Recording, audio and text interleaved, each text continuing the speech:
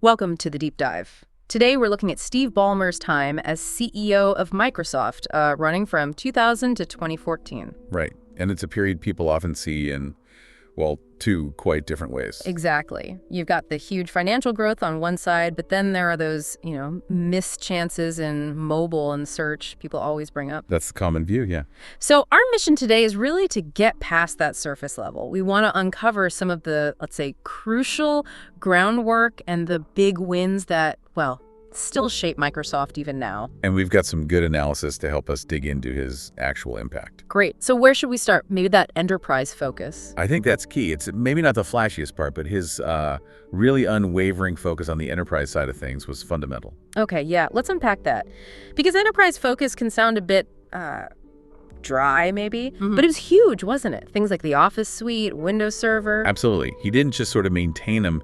He pushed really hard to expand their reach, their features, making them totally essential for businesses globally. And the results showed that. Oh, definitely. Look at the numbers. Annual revenue, it nearly tripled during his time. Went from about $25 billion to $78 billion. Yeah. And profits doubled.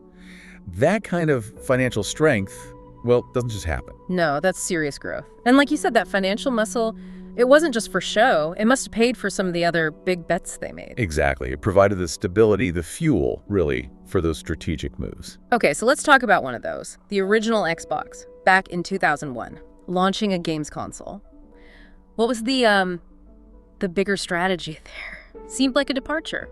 Well, you could see it as just entering the games market. Yeah. But it was more strategic, I think. It was about getting Microsoft into the living room. Ah, okay. Beyond the Office desktop. Right.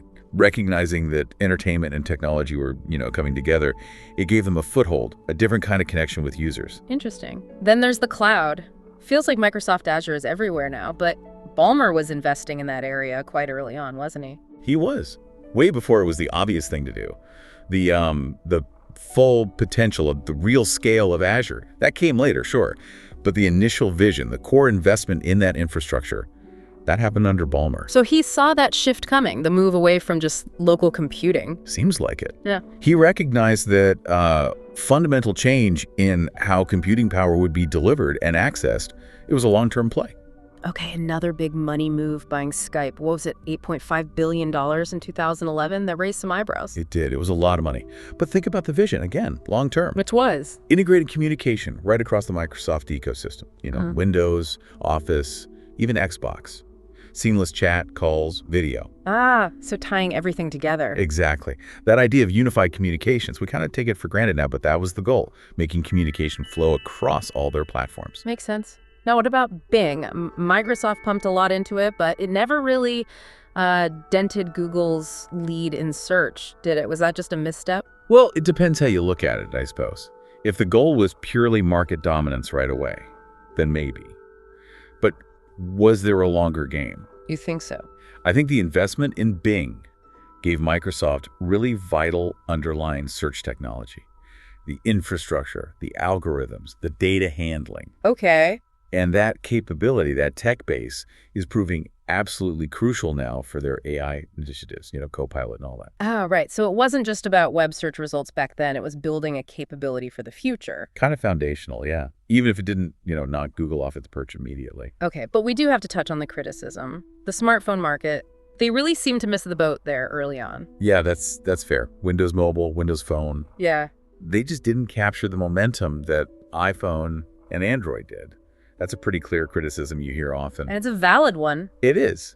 But you have to weigh it against the other successes, right? Mm-hmm. The massive enterprise growth, the groundwork for cloud, the Xbox success. The argument is that Ballmer built this incredibly strong foundation.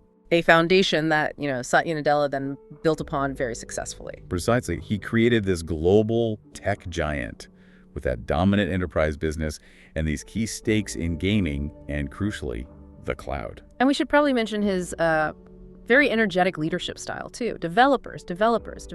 Ah, yes. His, let's say, passionate and sometimes theatrical style. It certainly had an effect. Especially in the sales teams, maybe, in that PC era.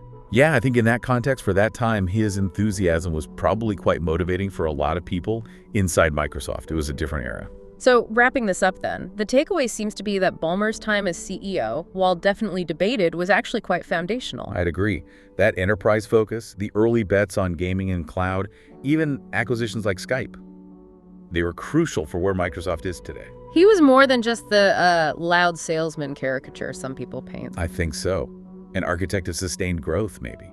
Laying down some really important tracks for the future, even with those misses. Absolutely. Which kind of leads to a final thought, doesn't it? Yeah. Well, thinking about how fast tech changes, what decisions or investments are being made today by tech leaders, maybe ones that seem a bit underrated or puzzling now, that might turn out to have a massive impact 10 years down the road? Makes you wonder. That's a great question to leave things on. What's the Bing or the early Azure of today? Hard to know.